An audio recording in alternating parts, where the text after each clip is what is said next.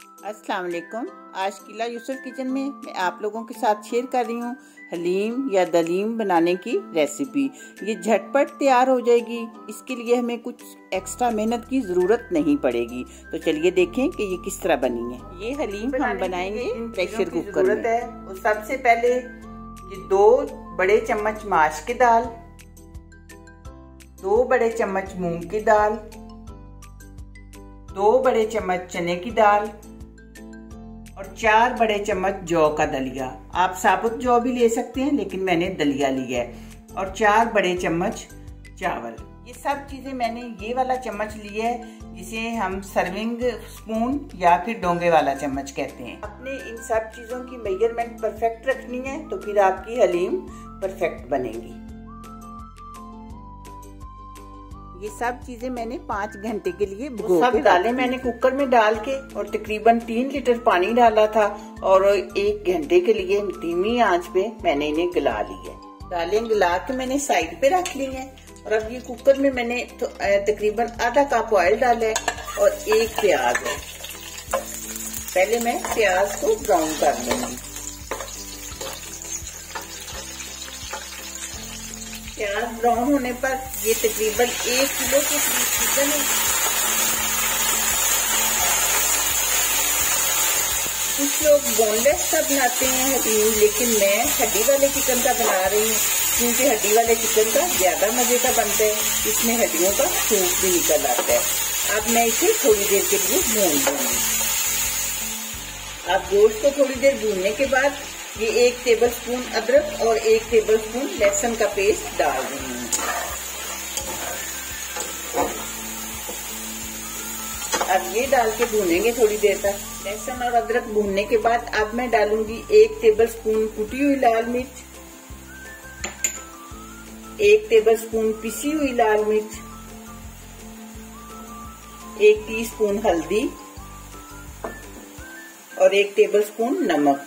ये सब चीजें आप अपने टेस्ट के मुताबिक भी डाल सकते हैं, कम या ज्यादा करना चाहें तो कर सकते हैं। मसाले डालने के बाद थोड़ा सा पानी डालेंगे ताकि मिर्चों का कलर काला ना हो जाए।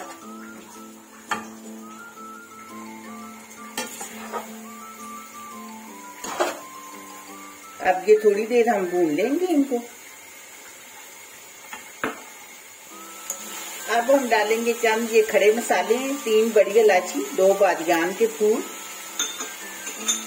और इसके साथ ही हम डाल देंगे पानी तकरीबन 1.5 लीटर।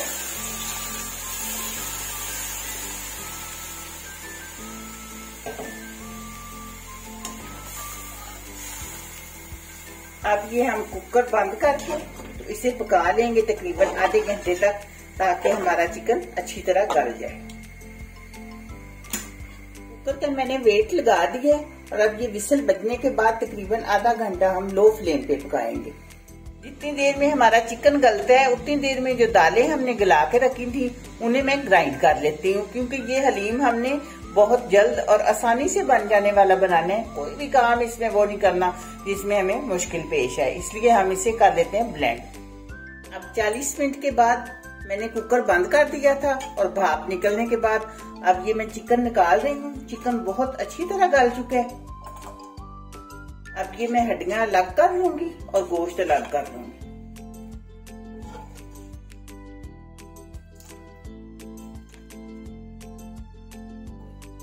अब जितनी देर में मैं गोश्त और हड्डियां अलग करती हूँ, तो ये मैंने जो दालें ग्राइंड की थी वो इसमें डाल के ये पकने के लिए रख देते हैं।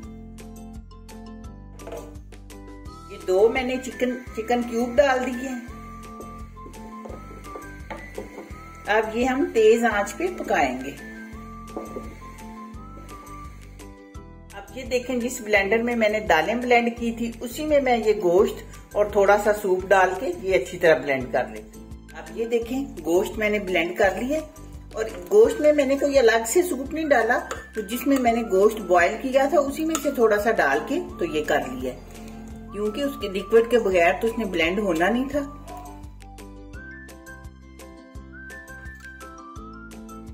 अब हम तब तक पका लेते हैं जब तक अच्छी तरह ये गाढ़ी नहीं हो जाती, लेकिन इसमें चम्मच वक्फे वक्फे से चलाते रहें, क्योंकि अब दालें वगैरह ब्लेंड हो चुकी हैं तो नीचे लगने का खतरा होता है फिर।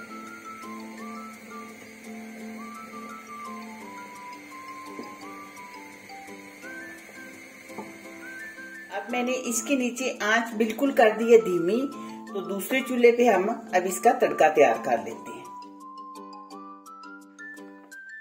शुरू में मैंने ऑयल बहुत कम डाला था, तो अब आधा कप ऑयल मैं इस वक्त डाल रही हूँ, बल्कि आधे कप से भी थोड़ा सा ज्यादा। ऑयल गर्म होने पे अब मैं इसमें डाल रही हूँ प्याज।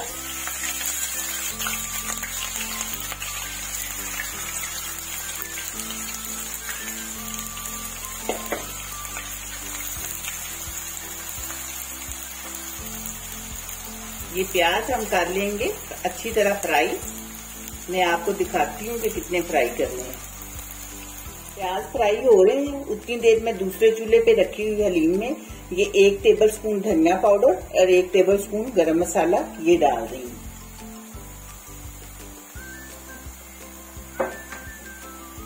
ये देखें प्याज अब ब्राउन हो चुके हैं। ज्यादा प्याज मैं निकाल लूंगी और थोड़े ऑयल में रहने दूंगी, क्योंकि आप सब जानते हैं कि हलीम में ऊपर से भी प्याज डाल के खाते हैं। बस मैं इतने से ऑयल के अंदर रहने दूंगी और ये डालेंगे ये जो प्याज वाला ऑयल होता है इसकी बहुत अच्छी खुशबू और बहुत अच्छा जायका आता है हलीम के अंदर। कुछ लोग ऊपर से तड़का नहीं लगाते, लेकिन मैं तड़का जरूर लगाती हूँ, क्योंकि इससे बहुत मजे का जायका बन जाता है। अब हलीम तैयार हो चुकी है, मैं फ्लेम ऑफ कर रही हूँ। इस पॉइंट पे आप चख सकते हैं, अगर आपको मिर्चें वगैरह कम महसूस हो तो आप काली मिर्चें डाल सकते हैं। हलीम हमारी तैयार हो चुकी है। अब आप तली हुई प्याज, अदरक और नींबू के साथ ये खाएं, चाहे उबले हुए चावल या नान दोनों के साथ बहुत अच्छी लगती है। मुझे उम्मीद है कि आपको मेरी ये वीडियो पसंद आएगी। दुआओं में याद रखिएगा। मिलते हैं इंशाल्लाह बहुत जल्द एक नई वीडियो में। अल्लाह हाफिज।